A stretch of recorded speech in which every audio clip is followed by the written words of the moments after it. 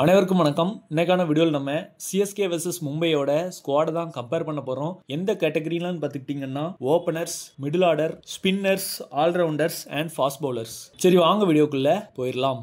First of all ஓப்பனர்ஸை பார்க்கலாம். மும்பை இந்தியன்ஸை பொறுத்த வரைக்கும் கண்டிப்பாக ரோஹித் சர்மா ஓப்பனிங்கில் தான் விளையாடுவார். இன்னொரு ஓப்பனருக்கான ஆப்ஷன்ஸாக ஃபாரின் பிளேயர்ஸான ரிக்கல்டன் அண்ட் வில் ஜாக்ஸை சொல்கிறாங்க. பட் இதில் யார் விளையாடுவாருங்கிறது இன்னும் கன்ஃபார்ம் ஆகலை. ரீசெண்டாக நடந்த இந்தியா vs சவுத் ஆப்பிரிக்கா சீரீஸில் ரிக்கல்டன் ஆஸ் அ ஓப்பனராக சவுத் ஆப்பிரிக்காவுக்கு விளையாடினாரு. பட் அவர் எதிர்பார்த்த அளவுக்கான பெர்ஃபார்மன்ஸஸ் சவுத் ஆப்பிரிக்காவுக்கு அந்த சீரீஸில் கொடுக்கல. பட் அவரை குட்டி Quinton de Kock and Quinton de Kock 2.1 சொல்கிறாங்க. அந்த அளவுக்கு பெர்ஃபார்மன்சஸ் அந்த சீரீஸ்ல வரல. பட் அவர் ஒரு டீசன்ட் ஓபனர், லெஃப்ட் ஹேண்டர் பேட்ஸ்மேனும் கூட.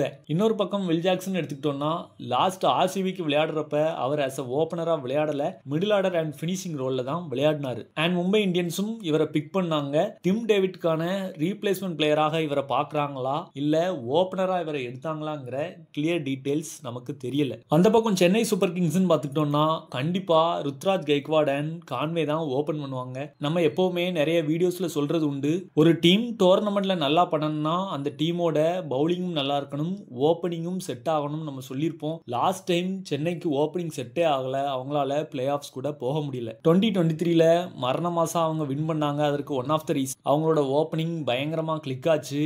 அதே ஓப்பனிங் பேரை திரும்பவும் இந்த சீசன் கொண்டு வர போறாங்க. ரீசெண்ட் டைம்ஸ்ல கான்வே பெரிய அளவுக்கான பெர்ஃபார்மன்சஸ் கொடுக்கலனாலும் ருத்ராஜ் அண்ட் கான்வே காம்போ கண்டிப்பா ஒர்க் அவுட் ஆகும். அண்ட் ரெண்டு பேருமே ப்ரூவன் பெர்ஃபார்மர்ஸ்ங்கிறதுனால பெஸ்ட் ஓப்பனிங் பேரா நான் செலக்ட் பண்ண team Chennai super kings. Middle ஆர்டர்னு எடுத்துக்கிட்டோம்னா சிஎஸ்கே பொறுத்த வரைக்கும் ராகுல் திரிபதி, சிவம் துபே அண்ட் ரச்சின் ரவீந்திரா, இவங்க 3 பேர் தான் மோஸ்ட்லி ஆப்ஷன்ஸாக இருக்கும்ட்டு தெரிய வருது. ராகுல் திரிபதி ஐபிஎல் பொறுத்த வரைக்கும் நல்ல எக்ஸ்பீரியன்ஸ்டு பிளேயர், நல்ல இன்டென்ட்டும் ஷோ பண்ணுவார். லாஸ்ட் இயர் எஸ்ஆர்எஸ்க்காக விளையாடினாரு. பட் எதிர்பார்த்த அளவுக்கான பெர்ஃபார்மன்சஸ் இவர்கிட்ட இருந்து வரல. டீசெண்டா விளையாடக்கூடிய ஒரு பிளேயர். பட் சிஎஸ்கேக்கு ஃபார்ம் ஆன பிளேயர்ஸ் எக்கச்சக்கம். இவருக்கும் மறுவாழ்வு கிடைக்குதான்ட்டு பார்க்கலாம். சிஎஸ்கேவால மறுவாழ்வு பெற்ற பிளேயர் தான் தூபே. இதுக்கு முன்னாடி ராஜஸ்தான் ராயல்ஸ் அண்ட் ஆர்சிபி மாதிரியான டீம்ஸ்ல விளையாடியும் பெரிய அளவுக்கான பெர்ஃபார்மன்சஸ் கொடுக்கல.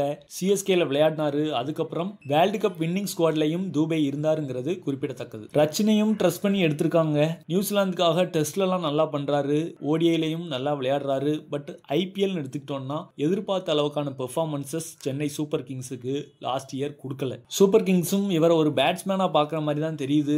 பவுலிங்கும் பெரிய அளவுக்கு இவர் போட்ட மாதிரி தெரியல. அண்ட் ருத்ராஜும் ஆஸ் அ கேப்டனா ஃபாஸ்ட் பவுலர்ஸ் தான் ட்ரஸ்ட் பண்றாரோங்கிறது என்னோட தாட். ஸோ இது டீசெண்டான ஒரு மிடில் ஆர்டர் சைடு தான். அந்த சைடு மும்பை இந்தியன்ஸ் பார்த்துக்கிட்டோம்னா திலக் வர்மா, சூரியகுமார் யாதவ், ஹர்திக் பாண்டியா, இந்த 3 பயங்கரமான டேஞ்சரஸ் பிளேயர்ஸ் தான் மும்பை இந்தியன்ஸோட மிடில் ஆர்டர்ஸா இருக்க போறாங்க. திலக் வர்மாவோட ரீசன்ட் ஃபார்ம் பயங்கரமா இருக்கு. இன்டர்நேஷனல்லே 2 செஞ்சுரி போட்டு தான் ஸ்மேட்டுக்கு வந்தாரு. ஸ்மேட்லையும் ஃபேஸ் பண்ண முதல் மேட்ச்லேயே செஞ்சுரி.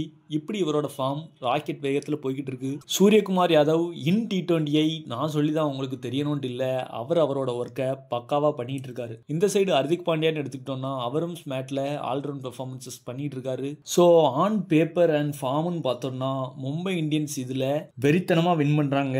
ஸோ மிடில் ஆர்டர் சென்னையை கம்பேர் பண்றதை விட மும்பை இந்தியன்ஸுக்கு தான் பயங்கரமா இருக்குங்கிறது என்னோட தாட். ஸ்பின்னர்ஸ்ன்னு பார்த்தோம்னா ஜடேஜா, அஸ்வின், நூர் அகமது. சூப்பர் கிங்ஸுக்கு இந்த ஆக்ஷன் நல்லாவே போச்சு. அவங்களோட ஹையஸ்ட் பையே நூர் அகமது தான். ஒரு சைனமன் பவுலர் ட்ரஸ்ட் பண்ணி எடுத்திருக்காங்க. ஐபிஎல்லையும் டீசன்ட் பெர்ஃபார்மன்சஸ் பண்ணியிருக்கிறாரு. சேப்பாக் மாதிரியான பிச்சில் இவரை ஃபேஸ் பண்றது கண்டிப்பா பேட்ஸ்மேன்ஸ்க்கு ட்ரபிளாக தான் இருக்கும். இன்னொரு பக்கம் அஸ்வின் அண்ட் ஜடேஜான்னு எடுத்துக்கிட்டோம்னா அவங்க 2 பேருமே சேப்பாக்ல தவண்டு உருண்டு பிறண்டு விளையாடின பிளேயர்ஸ். கொஞ்சம் பால் டேன் ஆனாலும் அவங்க வேற லெவல் பெர்ஃபார்மன்சஸ் பண்ணுவாங்க. அண்ட் எம்எஸும் பிகைண்ட் தி ஸ்டெம்ஸ்னா 2 பேர்த்தையுமே கையிலேயே பிடிக்க முடியாது. மும்பை இந்தியன்ஸோட ஸ்பின்னர்ஸ் யாரெல்லாம் பார்த்துக்கிட்டீங்கன்னா அல்லா கசன்ஃபர், கரண் சர்மா, சாந்தனர். கசன்ஃபர் மோஸ்ட்லி எல்லாத்துக்குமே தெரிஞ்சிருக்கும். இவர் Afghanistan mystery spinner. Last year Kolkata டீம்ல இருந்தாரு. பட் இவருக்கான வாய்ப்புகள் கிடைக்கல. மும்பை இந்தியன்ஸ் கண்டிப்பா இவரை பிளேயிங் 11ல வைப்பாங்கிறது தான் என்னோட thought. Because of his mystery spin bowling. அந்த சைடு நம்ம பார்த்துக்கிட்டோம்னா ஜடேஜா அண்ட் அஸ்வின் ஐபிஎல்ல பயங்கர எக்ஸ்பீரியன்ஸ்டு பிளேயர்ஸ். நூர் அகமதும் 2 or 3 சீசன்ஸ் விளையாடி இருக்கிறாரு. அல்லா கசன்ஃபர் லாஸ்ட் கேகேஆர் ஸ்குவாட்ல இருந்தாலும் அவரு ஐபிஎல்ல இன்னும் விளையாடல. கரண் சர்மா லாஸ்ட் இயர் ஆர்சிபிக்காக விளையாடினாரு.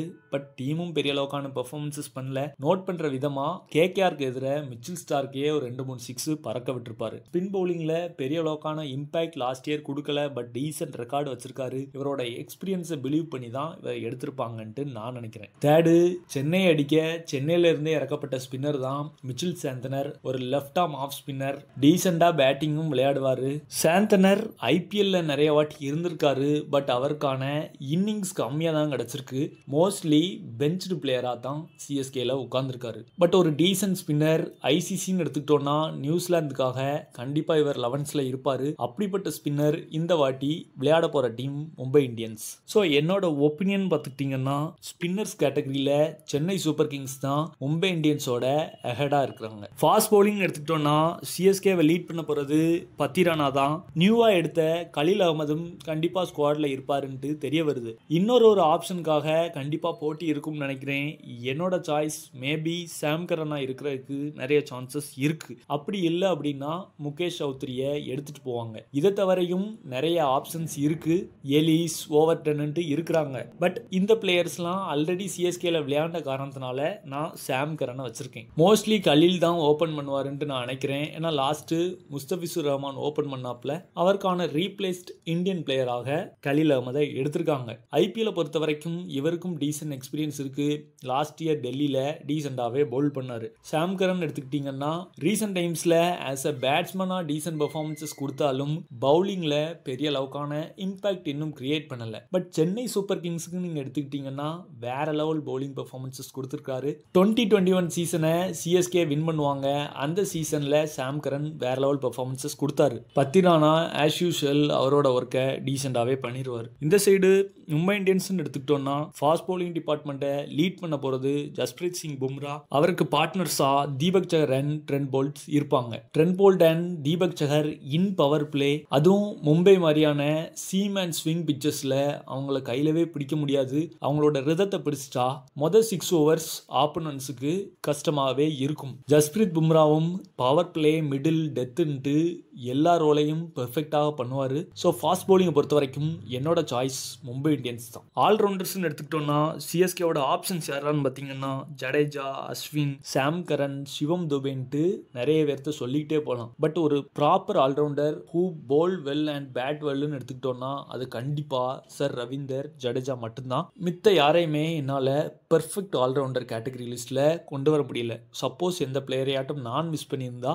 அந்த பிளேயரை நீங்க மறக்காம கீழே கமெண்ட் செக்ஷன்ல கமெண்ட் பண்ணுங்க. ஜடேஜா நிறைய மேட்சஸ் சிஎஸ்கேக்காக ஃபினிஷ் பண்ணி கொடுத்ததையும் நம்ம பார்த்துருக்கோம். பவுலிங்லையும் நல்ல பெர்ஃபார்மன்சஸ் கொடுப்பாரு. அதே மாதிரி மும்பை இந்தியன்ஸ் பார்த்துட்டோம்னா ஹார்திக் பாண்டியா ஒரு எக்ஸலன்ட் ஆல்ரவுண்டர். குறிப்பா இந்தியாவுக்கே நல்ல ஃபாஸ்ட் பவுலிங் ஆல்ரவுண்டர்னா அது கண்டிப்பா பாண்டியா தான். சாந்தனரும் ஒரு டீசன்ட் ஆல்ரவுண்டர்னு வச்சுப்போம். டீசன்ட் ஸ்பின் பவுலிங் ஆல்ரவுண்டர்ஸை கூட டீம் இந்தியா இதுவரைக்கும் நிறைய பிளேயர்ஸை பார்த்துருக்கு. பட் ஃபாஸ்ட் பவுலிங் ஆல்ரவுண்டர்ஸ் எடுத்துக்கிட்டோம்னா கபில் தேவுக்கு அப்புறமே ஹார்திக் பாண்டியா தான் டீசன்ட் ஃபாஸ்ட் பவுலிங் ஆல்ரவுண்டர்ஸ் எக்ஸ்பர்ட்ஸ்ல இருந்து நிறைய பேர் சொல்றாங்க. அண்ட் அவரும் ஐபிஎல் அண்ட் இன்டர்நேஷனல் மேட்சஸ்ல நிறைய போட்டிகளில் டீசெண்டா பெர்ஃபார்ம் பண்ணி மேட்சஸை வின் பண்ணி கொடுத்தும் நம்ம பார்த்துருக்கோம். ஸோ இதை சூஸ் பண்ண வேண்டியது ஆஸ் அ ஃபேன்ஸான உங்க கையில் நான் கொடுக்குறேன். பெஸ்ட் ஆல்ரவுண்டரா நீங்க யாரை ஃபீல் பண்றீங்கிறத மறக்காம கீழே கமெண்ட் செக்ஷன்ல கமெண்ட் பண்ணுங்க. அதை வச்சு தான் எந்த டீம் வின் பண்ணுங்கிறது தெரியும். ஸோ இந்த வீடியோ உங்களுக்கு பிடிச்சிருக்கும் அப்படின்னு சொல்லி நம்புறேன். இதே மாதிரி வேற எந்த 2 டீமுக்கு கம்பேர் பண்ணணுங்கிறத மறக்காம கீழே கமெண்ட் செக்ஷன்ல கமெண்ட் பண்ணிருங்க. முன்னாடி வீடியோ பார்த்ததுக்கு நன்றி. தேங்க்ஸ் ஃபார் வாட்சிங். நோடியில் சந்திப்போம். நன்றி, வணக்கம், பை.